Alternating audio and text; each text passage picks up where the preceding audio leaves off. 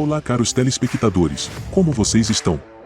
Venho aqui hoje de uma forma mais elegante conversar com vocês. O tema de hoje será nada mais nada menos que o carro de produção naturalmente aspirado mais rápido do mundo. Sim, isso mesmo, a lenda automotiva. Um dos pouquíssimos exemplares que antes de ser destruído foi de uso pessoal do Mr. Bean. McLaren F1 é o nome dele. Então, vamos começar.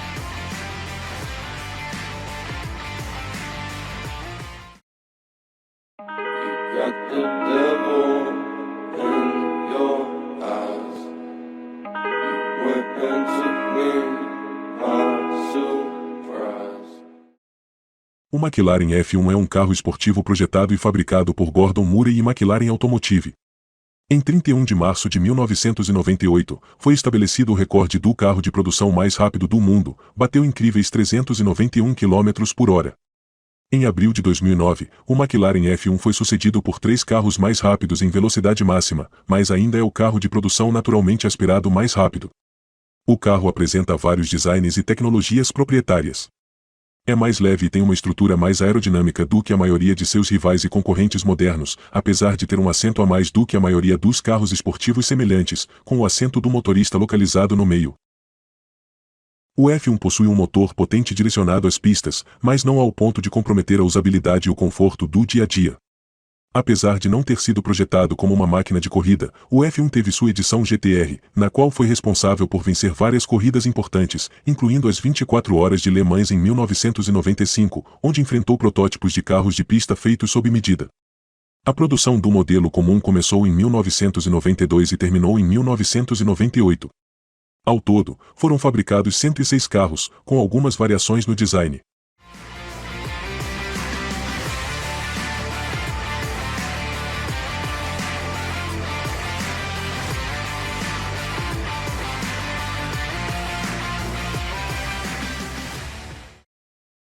O conceito de design do engenheiro-chefe Gordon era comum entre os projetistas de carros de alto desempenho que tinham suas metas como baixo peso e alta potência.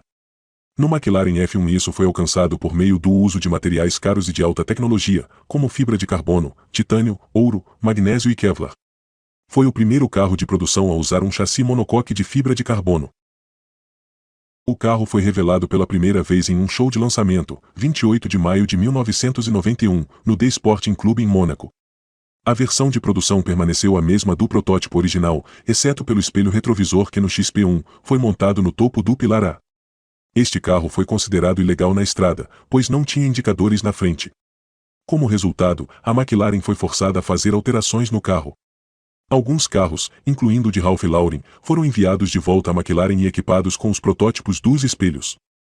Os espelhos retrovisores originais também incorporavam um par de indicadores que outros fabricantes de automóveis adotariam vários anos depois.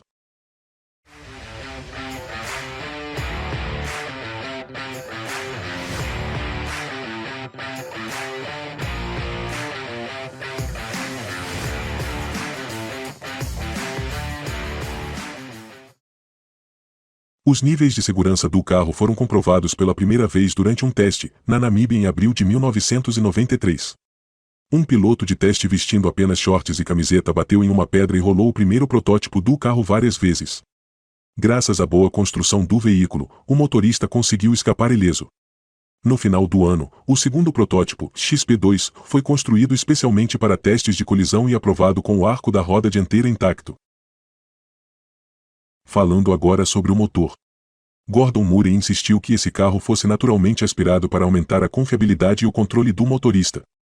Turbocompressores e supercompressores aumentam a potência, mas aumentam a complexidade e podem diminuir a confiabilidade, além de introduzir um aspecto adicional de latência e perda de feedback, diminuindo assim a capacidade do motorista de manter o controle máximo do motor.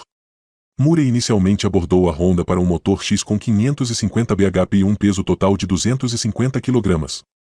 Ele deveria ser derivado do motor da Fórmula 1 nos então dominantes carros McLaren e Honda.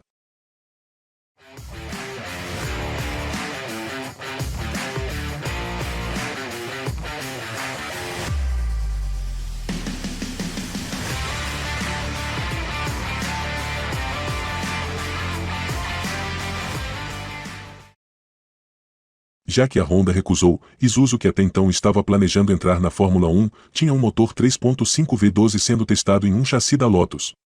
A empresa estava muito interessada em ter o motor instalado no McLaren F1. No entanto, os designers queriam um motor com design comprovado e pedigree de corrida.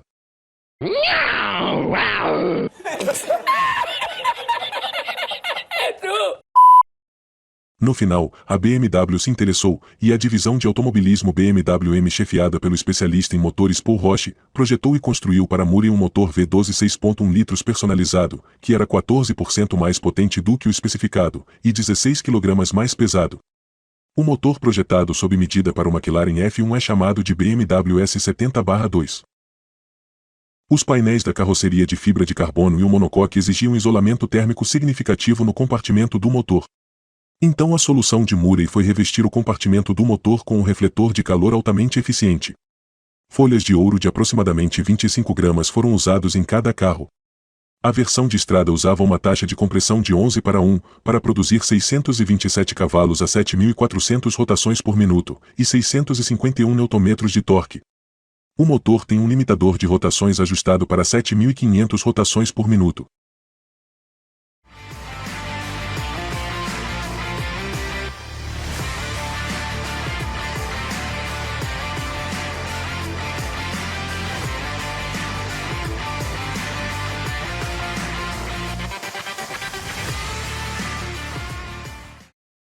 Os suportes de comando de válvulas, tampas, cárter de óleo, cárter seco e alojamentos para o controle da árvore de came são feitos de peças fundidas de magnésio. O controle de admissão possui 12 válvulas individuais e o sistema de escape possui 4 catalisadores do modelo Inconel, com controles de sonda lambda individuais. As árvores de came são continuamente variáveis para maior desempenho, usando um sistema muito próximo do sistema de temporização variável Vanos da BMW, usado no BMW M3. É um mecanismo de faseamento acionado hidraulicamente que retarda o queime de entrada em relação ao queime de escape em baixas rotações, o que reduz a sobreposição da válvula e fornece maior estabilidade em marcha lenta e maior torque em baixa velocidade. Em rotações mais altas, a sobreposição da válvula é aumentada pelo controle do computador para 42 graus para assim aumentar o fluxo de ar nos cilindros, o que gera aumento de desempenho.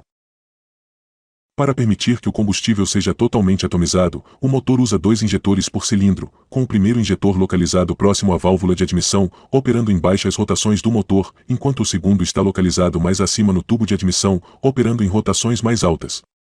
A transição dinâmica entre os dois dispositivos é controlada pelo computador do motor. Cada cilindro tem sua própria bobina de ignição em miniatura. A injeção de combustível em circuito fechado é sequencial.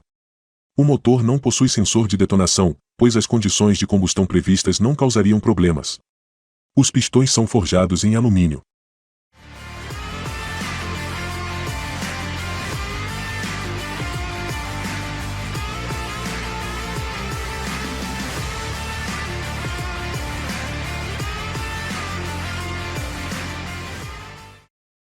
Falando agora sobre a caixa de marchas.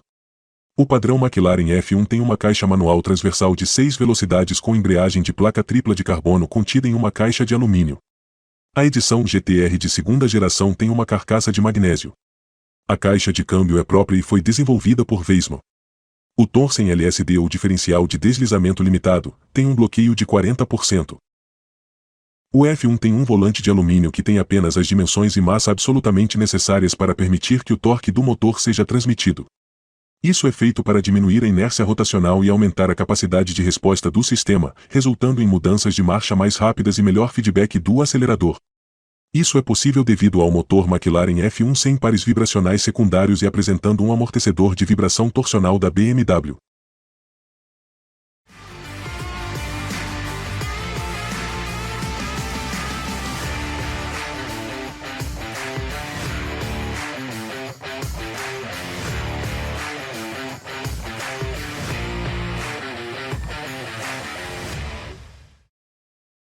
Falando agora sobre o chassi e a carroceria. O McLaren F1 foi o primeiro carro de estrada de produção a usar uma estrutura completa de chassi monocoque, de plástico reforçado com fibra de carbono. Alumínio e magnésio foram utilizados como pontos de fixação do sistema de suspensão, inseridos diretamente na fibra. O carro apresenta uma posição de direção central no qual o banco do motorista está localizado no meio, à frente do tanque de combustível e à frente do motor. Já o banco do passageiro se localiza um pouco atrás e de cada lado. As portas do veículo movem-se para cima e para fora quando abertas, e portanto, são do tipo borboleta. Embora a produção tenha parado em 1998, a McLaren ainda mantém uma ampla rede de suporte e serviços para o McLaren F1. Existem 8 centros de serviços autorizados em todo o mundo, e ocasionalmente, a McLaren enviará um técnico especializado ao proprietário do carro ou ao centro de serviços. Todos os técnicos passaram por treinamento dedicado a serviço da McLaren F1.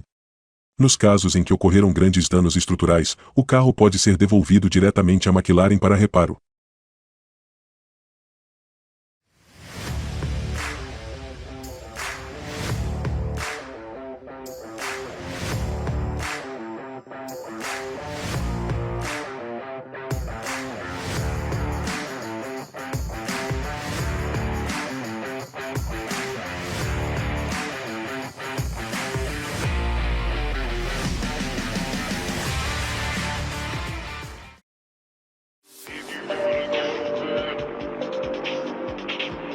É isso, galera, espero que tenham gostado. E deixem nos comentários sugestões para os próximos vídeos. Tamo junto!